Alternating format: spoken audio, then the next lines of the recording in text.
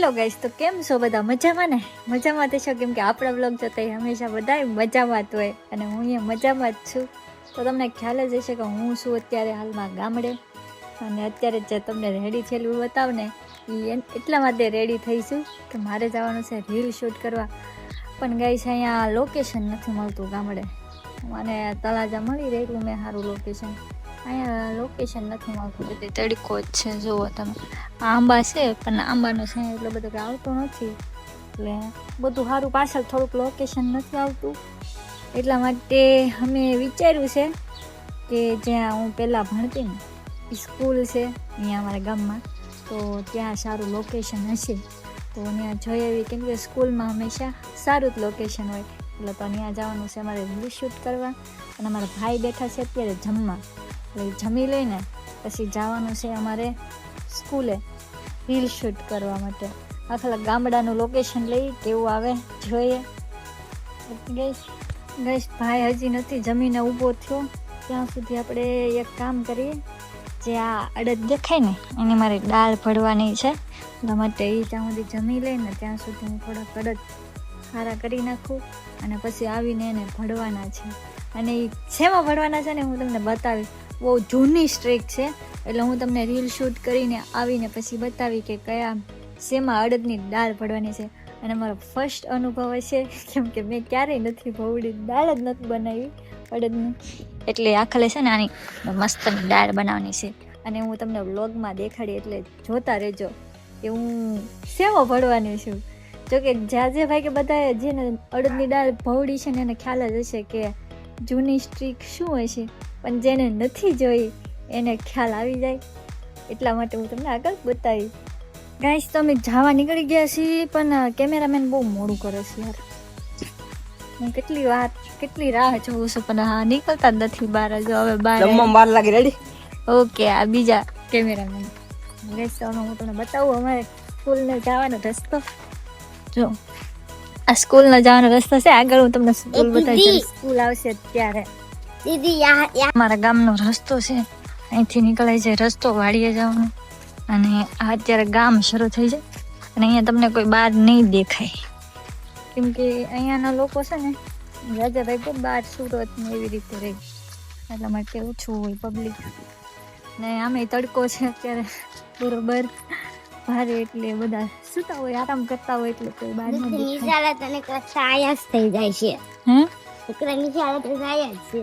એવું છે તો વધારે સારું. સ્કૂલ નજીક જેમ આવતી જાય એમ કંઈક થવા મળે છે કે મને એમ થાય છે કે સ્કૂલમાં જવા દેશે કે, તો કે આજે તો રવિવાર છે એટલે રજા છે, અને જવા દેશે કે નહીં જવા દે એ આમ થોડુંક ઓલું થાય છે. ત્યાં હશે તો વિવેક બધા કાંઈ નહીં, સ્કૂલ છે કા જવાનું. તો ગાઈસ અમે અમારી સ્કૂલમાં તો આવી ગયા છે, પણ એક થોડોક પ્રોબ્લેમ છે, કેમ કે અહીંયા છે ને બીજા ક્રિકેટ રમવા આવેલા છે, એટલે થોડોક કેવડાવે છે કે કેવી રીતે શૂટ કરશું એમ, કેમ કે એ લોકો ક્રિકેટ રમે. ગાઈસ આ જો અમારી સ્કૂલ અહીંથી સ્ટાર્ટ થાય છે. આ પાણીનો ટાંકો છે ને સ્કૂલ છે.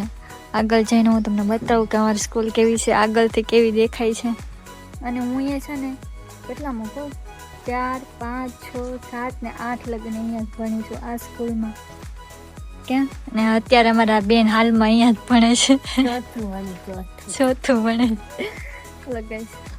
તો થોડો પ્રોબ્લેમ છે, હવે લોકેશન થોડુંક લેવું જોઈએ, થોડુંક આગળ લેવું પડે, કેમ કે એ લોકો અહીંયા ક્રિકેટ રમે. ફાઇનલી ગાઈસ અમે રીલ શૂટ કરીને વહી આવ્યા છીએ, અને મેં તમને સ્કૂલ આગળથી નથી બતાવી, નેક્સ્ટ વ્લોગમાં બતાવી. થોડો પ્રોબ્લેમ હતો એના કારણે મેં તમને મારી સ્કૂલ ના બતાવી, થોડીક પાછળથી સાઈડ જ છે. નેક્સ્ટ વાત જ્યારે હું જઈને સ્કૂલનો વ્લોગ અત્યારે ફાઇનલી બતાવી.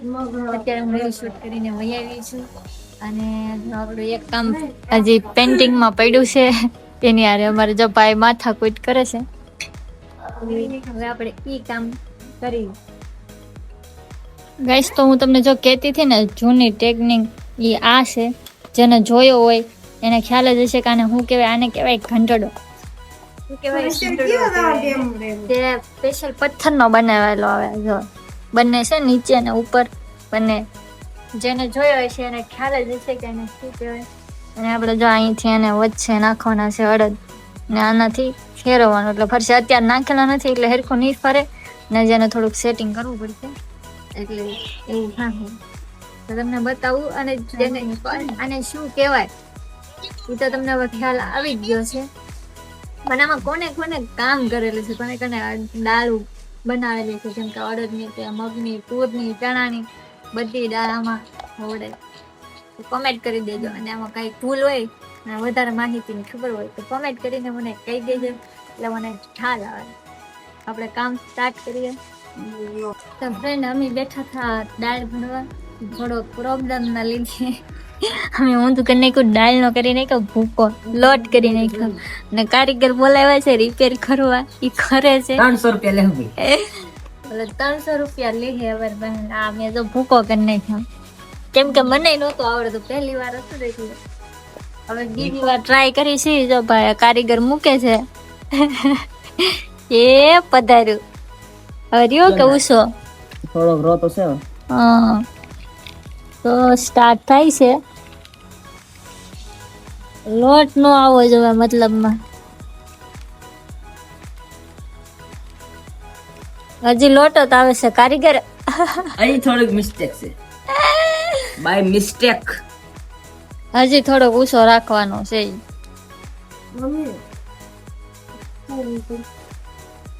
આ કાઢ નાખો હમણાં ખબર પડી જાય. આ વધારાનો કચરો છે ને આમ કરીને કાઢ નાખો. તો આજે આ ફાઇટ થઈ ને એ એવી રેવી તો હવે તો એમ કરી આપણે લોટ કરી નાખ્યો.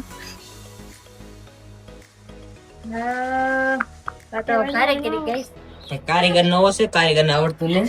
કારીગર નવો છે, કારીગર ને આવડતું નથી અને કામ કરવા વાળા મજૂર પણ નવા છે. એને ખબર નથી કેમ કરવાના, નકર થોડી ઘણી હેલ્પ કરે.